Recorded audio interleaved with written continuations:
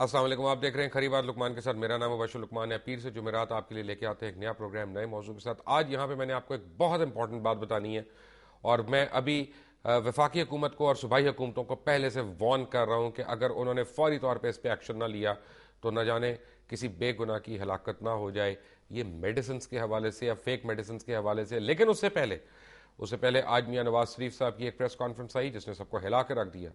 जवाब में जनाब बाबर अवान साहब की प्रेस कॉन्फ्रेंस आई, फिर एक MQM की भी पैरेलल प्रेस कॉन्फ्रेंस चल रही थी। आज प्रेस कॉन्फ्रेंस डे रहा है। मियां नवाज शरीफ ये कहते हैं कि हमने किसी के साथ गैर मशरूत किस्म का इत्तेहाद नहीं किया था इलेक्शंस का बॉयकॉट करने के लिए। हमारी अंडरस्टैंडिंग ये थी कि पीपल्स पार्टी अगर बॉयकॉट करती इलेक्शंस का तो हम भी बॉयकॉट कर लेते। उनके जो उस वक्त हामी थे APDM के, वो इससे बरमला इनकार कर रहे हैं। खुद पीपल्स पार्टी इस बात से इनकार कर रही है। क्या कहते हैं? हमारे साथ पीपल्स पार्टी के बैठे हैं जनाब शौकत बसरा साहब, तहरीक इंसाफ के रहनुमा जनाब उमर चीमा साहब और जमात इस्लामी पाकिस्तान के सीनियर रहनुमा मोहतरम हाफिज सलमान भट्ट साहब। आप सबका बहुत बहुत शुक्रिया। सबसे पहले उमर चीमा साहब, आप लोग तो फारिग हो गए ना सारी इक्वेशन में। तहरीक इंसाफ को तो उन्होंने आउट कर दिया, आप तो मैटर ही नहीं कर रहे थे, वो तो पीपल्स पार्टी और अपनी बात कर रहे थे। तो आप क्यों इतनी देर से दिलजारी कर रहे हैं उनकी? शुक्रिया वशत। आपको याद है जब ये चार्ट? मुझे कुछ नहीं याद। आज मैं बैठा हूं यहाँ पे। एक मिनट मैं बता दूं, ऑन रिकॉर्ड होके मेरी सारी यादाश्त व्हाइट वॉश हो गई है जी। ये सियासतदान 18-18 घंटे में अपनी स्टेटमेंट्स बदल लेते हैं। मैं सब भूलना चाहता हूँ। ये आपकी अपनी चॉइस है। आपकी याददाश्त है या हुसैन हक्कानी का ब्लैकबेरी? नहीं, ये वजीर आजम साहब का अपना हुआ है। वशत, जब चार्टर ऑफ डेमोक्रेसी जैसे मिसाक जमहूरियत कहते हैं, जब ये इन्होंने साइन किया और ये तासुर देने की कोशिश की कि इन्होंने माजी की गलतियों से सीखा है।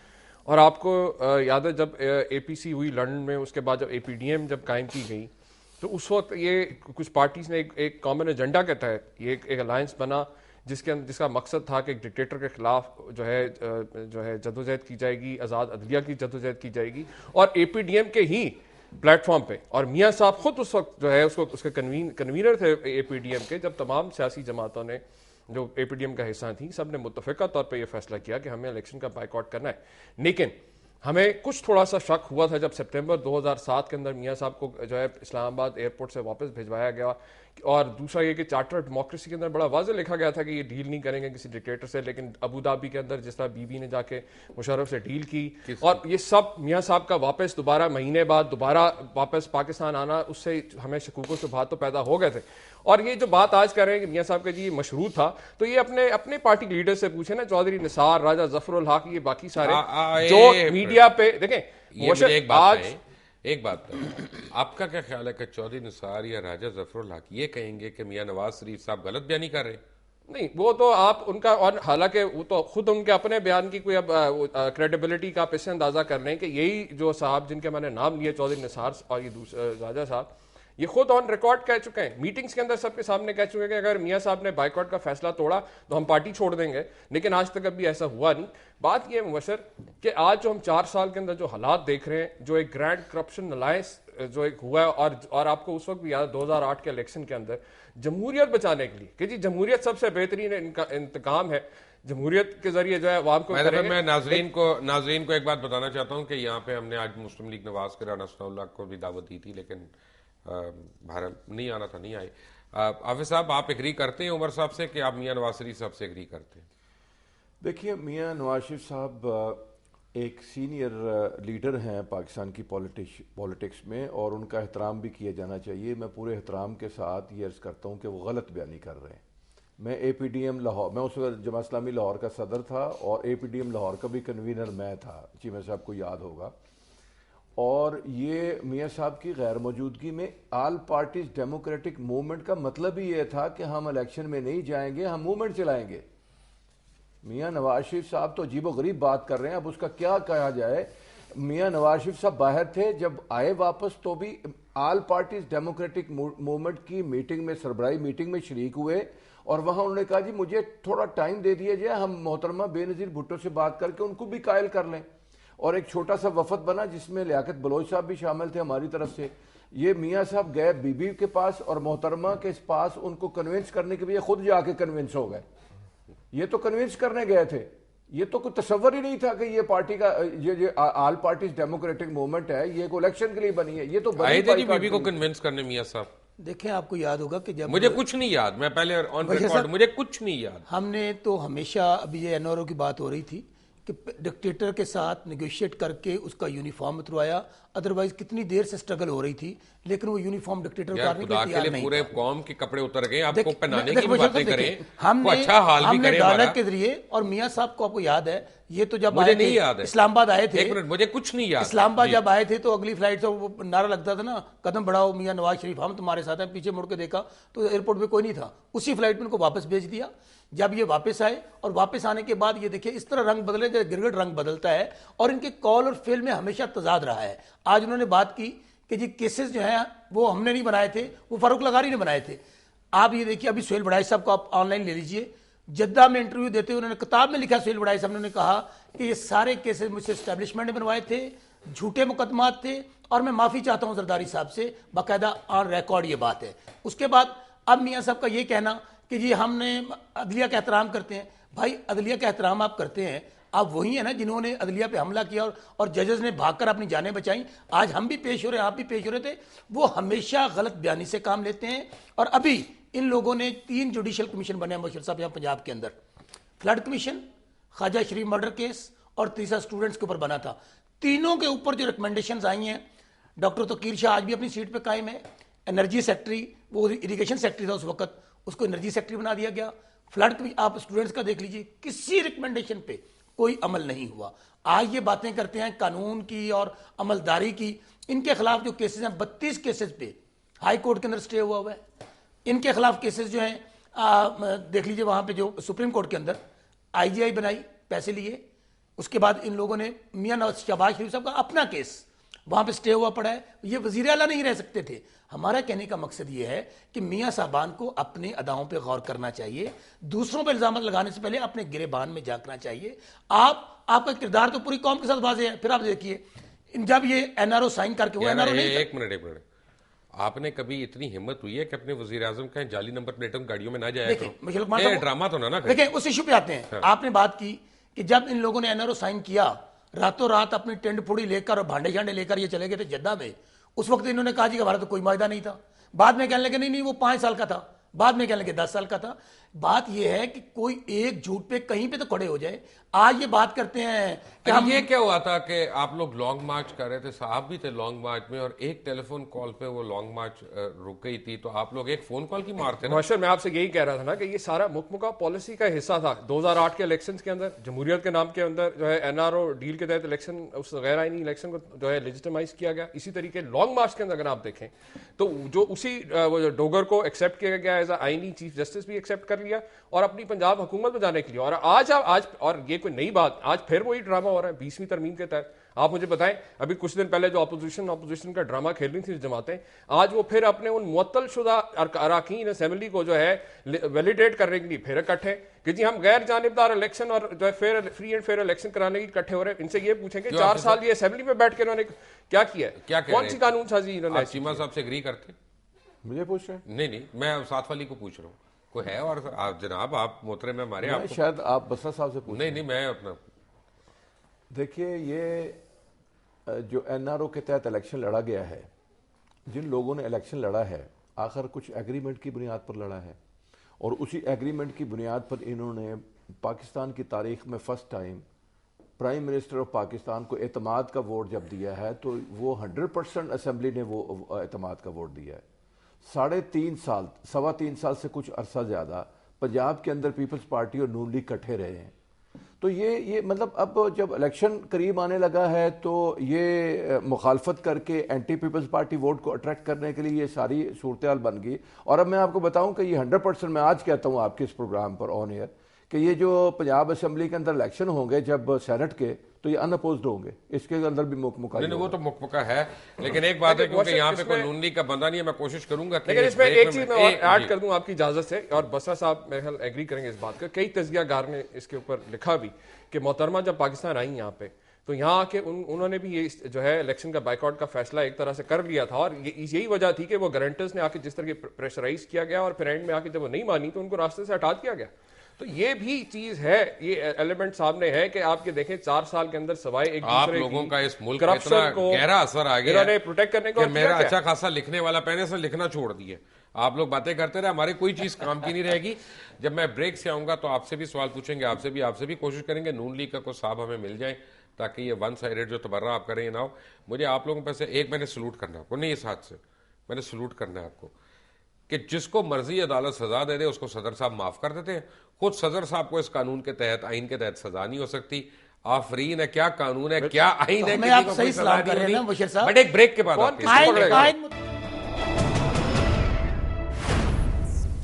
Welcome back from the break. आज वही बातें एतजाज एहसन अदलिया के सामने कर रहे हैं जो कल बाबर अवान करते थे। कितने वकील बदलेंगे, कितने पीएम बदलेंगे, एक आराम से चिट्ठी लिख दे। देखिए बशीर साहब, आइन सब कहते हैं कि मुकद्दम है, मुकद्दस है, कहते हैं ना, अमल करके दिखाएं। उसके नीचे पार्लियामान भी है, जुडिशरी भी है, एग्जेक्टिव भी है, तमाम इदारे उसके नीचे हैं। और हमारे मौजूदा चीफ जस्टिस साहब ये कहते हैं कि कोई काम आइन से बालातर नहीं होना चाहिए। एक तरफ अगर लेटर लिखते हैं तो आर्टिकल 6 है, दूसरी तरफ जाते हैं तो कंटेम्प्ट ऑफ कोर्ट है, लेकिन इसके बावजूद हम कोई ऐसा काम नहीं यार कर। मुझे मेरी एक बात सुने। कुछ चीजें होती हैं जो आइन और उसमें कानून की बात नहीं होती, इखलाकियात की बात होती है। मैं उस पे आ रहा हूं जी। एक मिनट, यानी मुझे तो ये नहीं समझ आता इस आइन की, माजरत के साथ कोई आइन का समझने वाला बताएगा कि सदर पाकिस्तान का जिसको दिल करता है माफ कर देते हैं। खुद सदर पाकिस्तान को इस्तिस्ना हासिल है, यानी किसको अदालत सजा दे, किसको क्या करे। देखें, इसका जवाब तो बड़ा आसान है। अगर किसी को आइन में ऐसी चीजें नहीं पसंद तो उसका एक फोरम है। मैं एक मिनट उसका फोरम है पार्लियामान। आपका फोरम है पार्लियामान। जिसको ये पसंद नहीं है कि 284 नहीं होनी चाहिए, अभी 18th अमेंडमेंट आई थी, आज ये सारी बातें करते हैं। मियां नवाज शरीफ साहब आज बातें मैं सुन रहा था, उस वक्त क्यों नहीं उसको चेंज करवा लिया उन लोगों ने। उसके बाद जहां तक बात रही आइन के हवाले से बात करके लिए एक बुरी खबर है आज मेरे पास। नहीं, खबरें हमारे लिए तो हम तो डे 1 से कटहरे में इस वक्त एक बुरी खबर है। हम तो नून लीग के बड़े सीनियर रहनुमा मोहतरम सदीकुल फारूक ने हमें ज्वाइन कर लिया। वो आपको खुद ही जवाब देंगे। उन बेचारों की हार्ट बर्निंग भी बड़ी हुई है। ऐसे वर्कर हैं, उन बेचारों को जब बनाया है, सेनेटर्स बनाया, उनका तो नाम भी नहीं आया। उनका तो हम हमदर्दी करते हैं उनके साथ। सदीकुल फारूक साहब अस्सलाम वालेकुम। जी वालेकुम अस्सलाम। आपके ज्वाइन करने से पहले तीनों शुरकाए नशिस्त जो हैं, हाफिज सलमान भट्ट साहब हैं, उमर चीमा साहब हैं और शौकत बसरा साहब हैं, ये कह रहे हैं कि वालेकुम सलाम सबकी तरफ से आप आपस में भी सलाम दुआ कर लिया करें, सिर्फ हमारे प्रोग्राम्स को इस्तेमाल किया करें। जरूर जरूर जरूर, सब दोस्त है ये आपके। ये अभी तो कुछ और बातें कर रहे थे बसरा साहब, तो यहाँ पे खास तौर पे पॉइंट कर रहा हूँ। मैं अपने किसी दोस्त के मतलब ऐसी बात नहीं करता। अच्छा, बात यह है कि ये कहते हैं कि मियां नवाज शरीफ ने इंतहाई गैर जिम्मेदाराना बयान दिया आज, और उनका बयान बिल्कुल सही नहीं है जो उन्होंने कहा इलेक्शन के बॉयकॉट के मुतालिक। हकीकत क्या है आपके और PMLN के मौकफ के मुताबिक? देखिए, हम सब इंतखाबात के जरिए ही आए हैं और एक सिचुएशन पे जब सवाल उन्होंने किया, अब सवाल के जवाब, पहले सवाल देखें और उसका जवाब देखें जी। हम इंशाअल्लाह उल अज़ीज़ इंतखाबात में हिस्सा भी लेंगे और अल्लाह के फजल करम से हमें उम्मीद है कि अवाम क़यादत का ताज हमारे सर पर रखेंगे। ये विदाउट रेफरेंस टू कंटेक्स्ट जब बात की, भाई 2007 की बात हो रही है कि 2007 2008 अच्छा जी, मैं इनको याद दिलाऊं कि जनाब नवाज शरीफ ने और हमारी पूरी पार्टी ने उस वक्त यही कहा था कि हम बाइकाट अगर सारे मिल के करें तो परवेज मुशर्रफ जो इलेक्शन कराएगा उसकी कोई हैसियत नहीं रहेगी। और मतलब यही था कि परवेज मुशर्रफ पर दबाव डाल के उसे जान छुड़ाई जाए। लेकिन पीपल्स पार्टी ने, यानी बावजूद इसके कि जब मियां साहब एक वक्त लेके बेनजीर भुट्टो साहिबा से मिलने गए और उन्होंने एक कमेटी बना दी कि अच्छा ये कमेटी फिर आपस में मिले और फैसला करें, तो बेनजीर साहिबा फिर दुबई चली गई थी। ये नहीं था कि नवाज शरीफ साहब के इस नुक्ता नजर से कि अगर हम बड़ी पार्टियां मिलकर इलेक्शन का बाइकाट करें तो परवेज मुशर्रफ की, यानी सियासी तौर पर भी, अखलाकी तौर पर भी और बैन अवी सतह पर इन्हीं बुनियादों पर उसकी ऐसी की तैसी हो जाएगी। सलमान भट्ट साहब कह रहे हैं कि वो लाहौर APDM के कन्वीनर थे और वो इस बात के गवाह हैं कि यही एग्रीमेंट था कि कोई इलेक्शन में हिस्सा नहीं लेगा। ये APDM की तरफ से मोहतरमा को समझाने गए थे, कायल करने गए थे, जबकि खुद कायल होके आ गए। नहीं, कायल बिल्कुल नहीं हुए। मैं भी वहाँ मौजूद था लाहौर में। मैं ये अर्ज करूंगा कि जब मोहतरमा ने ये बात उसको बाइकाट करके गोया चली गई दुबई। फिर उसके बाद ये बात सामने आई कि अगर क्यू लीग भी इलेक्शन लड़े, MQM भी लड़े, पीपल्स पार्टी भी लड़े और जनाब अली JUI भी लड़े, इस तरह से ये 5 पार्टियां अगर इलेक्शन लड़ेगी तो जो मुशर्रफ करना चाहता है वो कर लेगा। तो मुशर्रफ को जब ये बात की सदीकुल फारूक साहब, फिर बात यह है कि आप लोगों ने तहरीक इंसाफ और जमात इस्लामी को क्यों टाइम पे इन्फॉर्म नहीं किया ताकि वो अपने कागजात नामजदगी ना फाड़ते, वो भी इलेक्शन में आ जाते? देखिए, तहरीक इंसाफ के सरबराह ने तो अकेले ही अपने कागजात नामजदगी वहां लेके तो फाड़ दिए थे, अकेले, उनका अकेला फैसला था। इसलिए जब उन्होंने अपना फैसला बाकी सब पर ठोंसने की कोशिश की तो ये बात नहीं मानी गई, रह गई इसकी APDM की बात। तो जब काजी हुसैन अहमद साहब ने प्रेस कॉन्फ्रेंस में ये कहा कि मियां साहब का उन्हें पैगाम मिला है कि वो आए तो इस बारे में फैसला करें, लिहाजा अभी हम फाइनल अनाउंसमेंट को मुअत्तल करते हैं, मुअत्तल करते हैं। मैं उसमें गुजारिश करता हूँ। सबसे पहली बात तो मैं सदीक भाई से अर्ज करूंगा कि APDM all parties democratic movement, ये बुनियादी तौर पे जब लोग इकट्ठे हुए थे तो इसी बुनियाद पर इकट्ठे हुए थे। इसका नाम इसलिए डेमोक्रेटिक मूवमेंट रखा गया था कि हम मूवमेंट चलाएंगे इलेक्शन का बाईकाट करके। बुनियादी डिसीजन ही ये था जिस पर लोग इकट्ठे हुए थे। और ये मियां नवाज शरीफ साहब के पाकिस्तान तशरीफ लाने से पहले उनकी कंसल्टेंसी के साथ चौधरी निसार, जावेद हाशमी और ये सारे लोग जब शरीक हुए हैं उसमें, तो मियां साहब की तरफ से मैंडेट लेकर उसमें शरीक हुए थे और उसमें बुनियादी तौर पर बात ये तय हुई थी कि इलेक्शन में नहीं जाएंगे under the supervision of general Musharraf. जो इलेक्शन हो रहे हैं उसमें हम नहीं लड़ेंगे। ये APDM का बनना ही मूवमेंट चलाने के लिए, इलेक्शन के बाईकाट के लिए था। इसमें ये तो सवाल ही पैदा नहीं होता कि वहां पर कोई मशरूत था। नंबर 1 जब ये बात करें तो फिर मैं अर्ज करूंगा। जी। नंबर 2, मियां साहब जब वापस तशरीफ लाए तो सरबराही इजलास जब हुआ तो उसमें भी यही तय हुआ कि हम मोहतरमा बेनजीर भुट्टो को भी कायल करें, मोहतरमा बेनजीर भुट्टो को कायल करें कि वो भी हमारे साथ बाईकाट पे तैयार हो जाए। ये करने के लिए गए थे। बिल्कुल ऐसी सूरत है जो हाफिज साहब ने बात की है।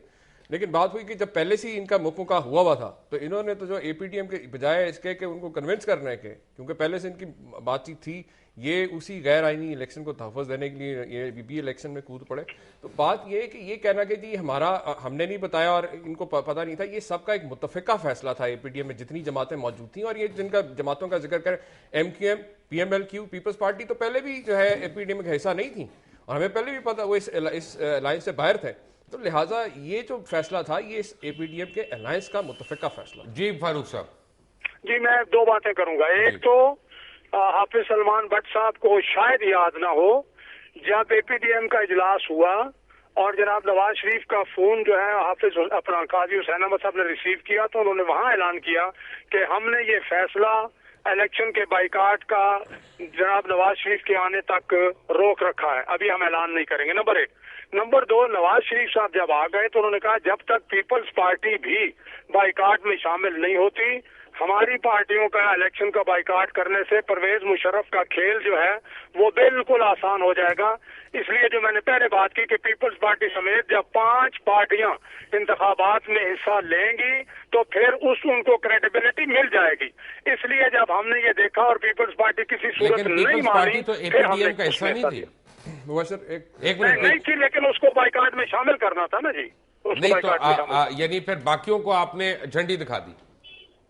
आप यूं कह लीजिए कि जब परवेज मुशर्रफ का खेल पूरा होता हो और वो बाकायदा आइन में तरमीम करके उसको सदारती निजाम में तब्दील कर दे पार्लिमानी निजाम से, तो फिर ये तो बड़ा नुकसान होता मुल्क के लिए। मैं आपकी इजाजत से एक चीज बात करना चाहता हूँ। ये जो क्लेम कर रहे हैं कि जी इन्होंने बहुत बड़ा कारनामा और बहुत बड़ी कोई गैर आईनी चीज उसको इन्होंने बहुत बड़ा तबाही होने वाली थी मुल्क के अंदर जिसको रोकने के लिए पीपल्स पार्टी से इलेक्शन में है, आपके सामने क्या पॉलिसीज इन्होंने वही अडॉप्ट नहीं की जो मुशर्रफ की थी?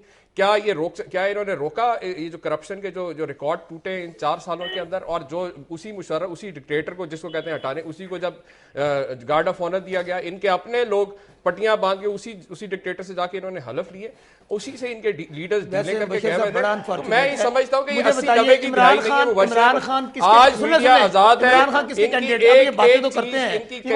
एक बात को इमरान खान किसके कैंडिडेट थे? इमरान खान जो एचकर पहन के बैठे रहे कि वो उनके रेफरेंडम में उनके कैंडिडेट थे और वजीर आजम बनने के लिए तैयार बैठे थे। अब बातें आती हैं इनको, मुझे बताइए ना कि आप किसके कैंडिडेट थे?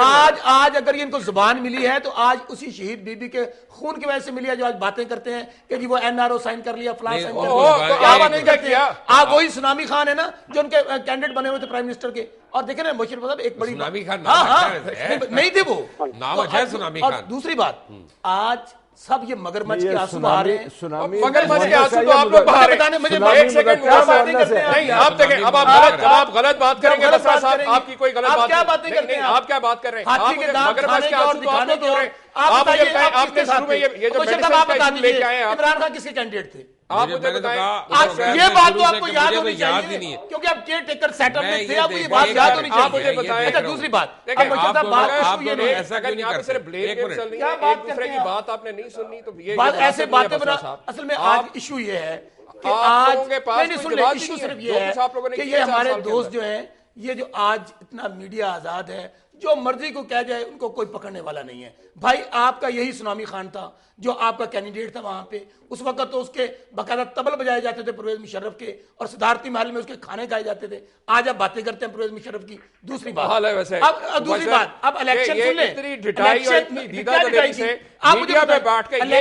इलेक्शन आने वाला है, जरा सब्र कर ले, जो कुछ इन्होंने जरा सब्र कर ले। अभी आप वो कहते हैं ना इश्क के इम्तिहान और भी हैं चीमा साहब, अभी आपको सारा कुछ हरा हरा नजर आ रहा है। ये जो जिस तरह स्पॉन्सर्ड आपकी रैलीज हो रही हैं, स्पॉन्सर्ड जलसे हो रहे हैं, हरा तो आप लोग को आ रहा है। जब आप इलेक्शन में जाएंगे, आपको हरा नजर आ रहा है। इलेक्शन बड़ा जान जोखिम का खेल है। ये दूध पीने वाले लोगों का काम नहीं है, ये खून देने वालों का काम है। क्या बातें करते हैं? नहीं, आप सही कह रहे हैं। मेरा छोटा सा एक सवाल है, मैं डिसएग्री नहीं कर रहा। सवाल ये है कि क्या भुट्टो साहब 8 साल अयूब की गोद में नहीं बैठे रहे? देखें, एक मिनट जवाब ले ठहर मुझे लंबा जवाब ना दे, मेरे पास तो ब्रेक बड़ी पहले लेनी थी। जनाब खा गए मेरी ब्रेक और 3 इश्तिहार। 2.5 लाख रुपए आपसे मैं रिकवर करूंगा। अभी मुझे आप दूसरी बात ये बताएं कि कन्वेंशन मुस्लिम लीग जब बनी है, याया खान ने जो बनाई है और जो टोटल अपना फ्रॉड था और एस्टेब्लिशमेंट की थी, उसका पहला सेक्रेटरी जनरल का नाम क्या था? एक मिनट बताए, नाम बताएं। बात कर ले, मुझे नहीं पता ना। जुल्फिकार अली भुट्टो। अब सुन लीजिए मेरी बात। शौकत बसरा हमारे साथ है, हाफिज सलमान भट्ट और Sadiq Al Farooq. We come back to them after a break. Take a break. Welcome back from the break. और ब्रेक पे जाने से पहले आप बातें सुन रहे थे सदीक अल फारूक की, शौकत बसरा की, उमर चीमा और हाफिज सलमान भट्ट साहब की। ये पता नहीं ये दवाइयाँ ऐसी आ रही हैं कि मुझे 3 हफ्ते हो गए, मेरी खांसी अभी तक ठीक नहीं हो रही है, ना गला ठीक हो रहा है। फैक्ट आपको मैंने बताना है कि जो वर्ल्ड हेल्थ ऑर्गेनाइजेशन है उसने ऑफिशियली पाकिस्तान को ये वार्निंग दे दी है कि अगर पाकिस्तान में पोलियो का खात्मा ना हुआ तो अगले थोड़े अरसे के अंदर ही पाकिस्तान को ट्रैवल एडवाइजरी पे डाल दिया जाएगा। यानी कोई पाकिस्तान से बाहर नहीं जा सकेगा जब तक वो पोलियो के टेस्ट नहीं कराएगा किसी भी मुल्क में। और आपकी ट्रैवलिंग, लोगों का ट्रैवल पाकिस्तान के अंदर ये इंतहाई यानी एक मुश्किल मरहला हो जाएगा। और मैं आपको उसके मुतालिक बताता हूं कि वजह क्या है कि पूरी दुनिया में इस साल अभी तक 1 महीने में 8 केसेस पोलियो के सामने आए हैं। 8 केसेस पोलियो के जो 1 महीने और चंद दिन में सामने आए हैं, उनमें सिर्फ पाकिस्तान के अंदर 7 केसेस हैं। और पिछले कई सालों से पूरी दुनिया में पाकिस्तान जो है नंबर 1 पे है पोलियो पेशेंट्स की, यानी नंबर्स में, हाईएस्ट नंबर्स में। मैं आपको एक बात, यानी आप अपनी स्क्रीन पे अगर देख लें कि पाकिस्तान में कुल पिछले साल जो है 198 पेशेंट्स डिस्कवर हुए पोलियो के। इंडिया में 1 हुआ, चाइना में 21 और अफगानिस्तान जहां पे जंग जारी है वहां पे भी 80। यानी हमारे हुक्मरान जो है वो यहां पे जंग ना होने के बावजूद उन्होंने इतनी जबरदस्त तरक्की की है। किसी चीज में तो हम नंबर 1 है बसरा साहब, माशाल्लाह। कवरेज अगर आप लेते हैं पोलियो की वैक्सीन का, तो पाकिस्तान के अंदर जो कवरेज एरिया है, जो फैसिलिटीज हैं, जो वैक्सीन है सपोजिटली, वो सारी उतनी है जितनी नॉर्थ अमेरिका के अंदर है। यानी यूनाइटेड स्टेट्स ऑफ अमेरिका के अंदर जितना एक्सपोजर है उतना ही पाकिस्तान के अंदर है। लेकिन आगे क्या एलिगेशंस आती हैं? आगे ये एलिगेशंस आती हैं कि दुनिया में मुख्तलिफ लोगों ने और मुल्कों ने पाकिस्तान को ग्रांट्स दी पोलियो से लड़ाई करने के लिए, पोलियो के खात्मे के लिए, जिसमें 9 अरब तो दी सिर्फ बिल गेट्स ने, माइक्रोसॉफ्ट के बानी जो है। ये 29 जनवरी 2011 को उन्होंने दी। 15 अगस्त 2011 को 68 अरब और 50 करोड़ गवर्नमेंट ऑफ जापान ने दी। 30 नवंबर 2011 को 19 करोड़ और 80 लाख रुपया दोबारा बिल गेट्स ने दिया, और फिर बिल गेट्स ने 30 नवंबर 2011 को ही 5 अरब 63 करोड़ रुपए दिए, और 27 जनवरी 2011 को शहनाज वजीर अली ने आसिफ अली जरदारी साहब के लेटर पे 19 अरब रुपए का फंड लिया। ये तो हो गई ये सूरत हाल। अब WHO क्या कहता है? WHO ये कहता है कि ये जो पोलियो के कतरे हैं बच्चों को 4 डोजेज में देने हैं, 4 हफ्ते में, 8 हफ्ते में, 12 में, 16 में, इन सारों में। अच्छा, अब वो जो वैक्सीन है उसका, या उसका अगर आपने इंजेक्शन लगाना है या अगर आपने उसके कतरे देने हैं, तो वो ये वाली बोतल है, और ये जेन्युइन बोतल है, और जेन्युइन वैक्सीन है, जेन्युइन ड्रॉप्स है। ये इसके ऊपर स्टैंप लगी हुई है, ये वाली जो है, जो आप मोव कलर की, मैजेंटा कलर की स्टैंप देख रहे हैं। आपकी स्क्रीन पे से गलत बोतल दिखा रहे हैं, मैं बोतल जो दिखानी चाह रहा हूं वो ये दूसरी है। जब ये, अगर आप इसको रखने का एक तरीका है, इसको रेफ्रिजरेटेड तरीके से रखना है या एयर कंडीशन में रखना है, वरना ये टेम्परेचर से अफेक्ट हो जाती है, और जब ये अफेक्ट होती है तो फिर ये अपना रंग चेंज करना शुरू कर देती है। और इस वक्त हुकूमत के पास जो वैक्सीन हैं वो ये वाले हैं, या पोलियो ड्रॉप्स, वो ये वाली बॉटल्स हैं जिनका चंद हफ्तों के अंदर रंग तब्दील हो गया है, और माहिरीन सेहत के मुताबिक ये चंद घंटे के अंदर किसी भी बच्चे की मौत वाक़ई कर सकते हैं। ये दवाइयाँ क्यों हैं मार्केट में? ये दवाइयाँ हुकूमत रिकॉल क्यों नहीं कर रही? क्या हम किसी बड़े हादसे का इंतज़ार कर रहे हैं? क्या वफाकी हुकूमत ने सूबाई हुकूमत पे, सूबाई हुकूमत ने वफाक पे, और मैं एक सूबाई हुकूमत की बात नहीं कर रहा, मैं चारों सूबाई हुकूमतों की बात कर रहा हूँ यहाँ पे, इन्होंने ब्लेम गेम्स करनी है, इलेक्शन ईयर में पॉलिटिक्स करनी है, और खुदा न खास्ता आपके और किसी गरीब के बच्चे जो सरकारी अस्पताल से ये ड्रॉप्स लेते हैं और मौत के मुंह में चले जाते हैं। और तकरीबन मैं आपको एक मोहतात अंदाजे में बताता हूँ, हम लोग डॉक्टर्स नहीं हैं, हम लोग फार्मासिस्ट नहीं हैं, लेकिन एक मोहतात अंदाजे के मुताबिक बता रहा हूँ, जो हमें माहिरीन ने बताया कि सिर्फ एक डब्बा जो है उससे तकरीबन 2000 बच्चों की अमवात हो सकती है। क्या हम इतने मैस स्केल पे अपने बच्चों को मरवाने के लिए तैयार हैं? हाफिज सलमान भट्ट साहब। देखिए मुबश्शिर भाई, बात यह है कि हमारा हुक्मरानों का तबका जो है ना, ये खुद पोलियो ज़दा हो गया हुआ है, और अब यहाँ पर ब्लेम गेम के अलावा कुछ नहीं है। यानी यहाँ पर डेंगू वायरस की बात हो जाती है, यहाँ पर ये जो PIC का वाक़या हो जाता है, और यहाँ पर अब ये सूरत हाल सामने आ गई है। यहाँ पर अगर आप थोड़ा सा इस पे ये भी जायज़ा ले लेते कि जी ये फार्मास्यूटिकल कंपनीज हैं किन लोगों की, ये अभी आपको बताता हूं मैं, ये अगर आप बताएं तो ये सारे लोग जो हैं ये सारे हुक्मरान हैं, ये सारे हुक्मरान तबका से मुतल्लक हैं, और ये सारे पोलियो ज़दा है। और इसी वजह से ऐसा क्यों ना करें कि जितने लोग इस वक्त हुक्मरान हैं उनको ये कतरे पिलाए जाए, या बेहतर है उनकी औलाद को उनके सामने कतरे पिलाए जाए, ताकि तब उनको एहसास हो कि ये जहर के ऊपर पैसे कमाना कितनी घटिया बात है। मैं सिर्फ एक बात यहाँ पे ऐड करना चाहता हूँ। देखें, बिल्कुल ब्लेम गेम नहीं होनी चाहिए। 18th अमेंडमेंट के बाद ये जो आप अभी दिखा रहे हैं बॉटल्स, 18th अमेंडमेंट के बाद टोटल का टोटल जो हेल्थ का सब्जेक्ट है, एजुकेशन का, और भी बहुत सारे हैं, ये सूबों के पास डिवॉल्व होकर आ गए। यहाँ पर ड्रग रेगुलेटरी अथॉरिटी बननी थी जिन्होंने मेडिसिन चेक करनी होती है। तीनों सूबों ने एनओसीज दिया, और ये मैं बात पूरी गारंटी के साथ, बेशक अब सिद्दीकुल फारूक साहब को लाइन ले लीजिएगा, इसहाक डार साहब का बयान है, उन्होंने कहा हम एनओसी देने के लिए तैयार नहीं है, इन्होंने एनओसी नहीं दिया। अभी आप बात करें जाली रियाद की, देखें आपका, मैं पंजाब असेंबली का मेंबर हूँ, पंजाब में हुकूमत नाम की कोई चीज़ नहीं है।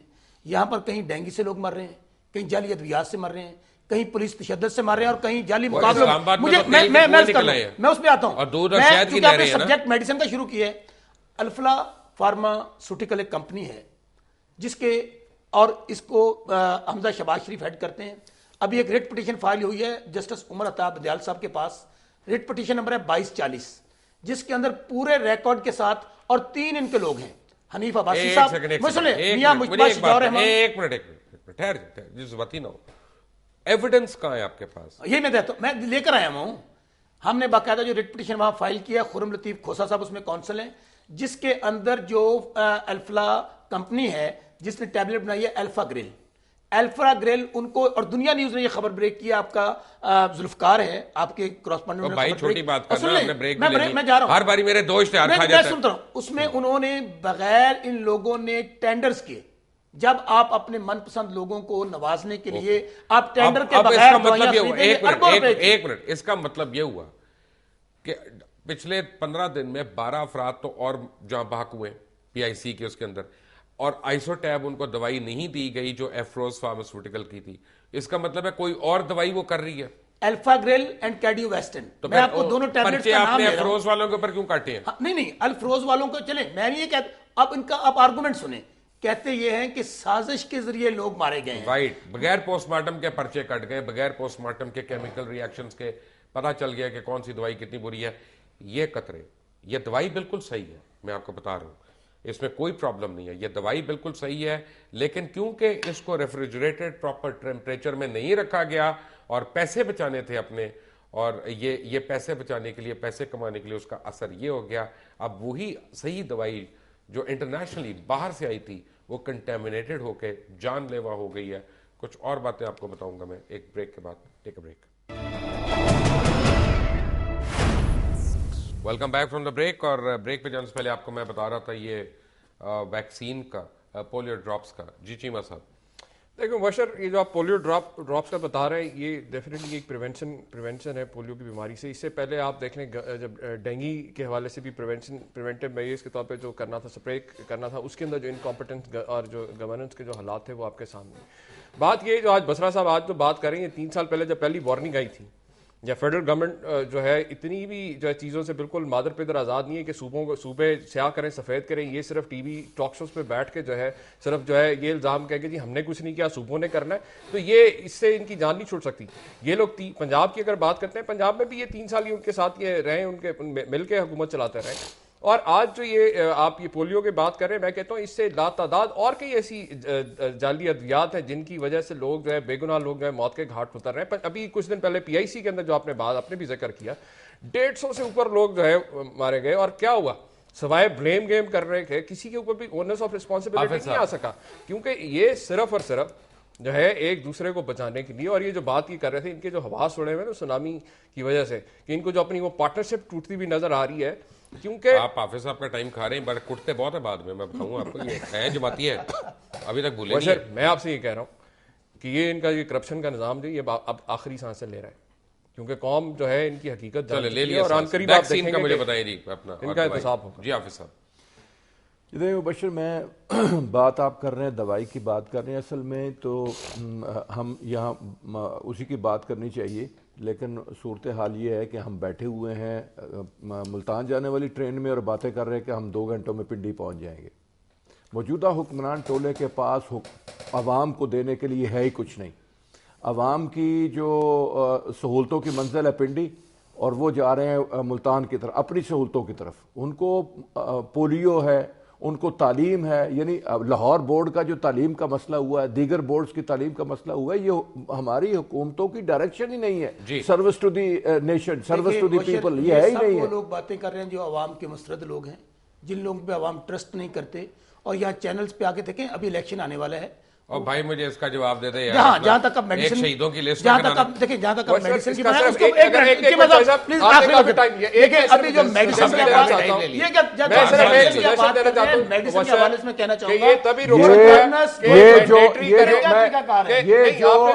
इलेक्शन की बात कर रहे हैं, भाई अवाम आपने नहीं ट्रस्ट करते, अब अवाम के पास जाए, अवाम को कर ले, आप आ जाइएगा। 3 करोड़ 70 लाख जाली वोटों से आए हैं। ये चलिए अवाम जाली वोटों के जब आप 3 करोड़ सुई भी चुभती है, ये बाहर भागते हैं। ये अगर दवाइयां ये लोग खुद इस्तेमाल कर रहे होते हैं, तो ये कभी भी जाली दवाइयां, दवाइयों पे मैं बात करना चाहता हूं, इन दवाइयों पे बात करना चाहता हूं। देखिए, हमें पॉइंट स्कोरिंग नहीं करनी चाहिए, हमें एक्चुअल पॉइंट्स जाना चाहिए। देखिए, अभी जहां तक ये नहीं कि मरकज हम कहते हैं कि हम बरियत जिम्मा हो गए।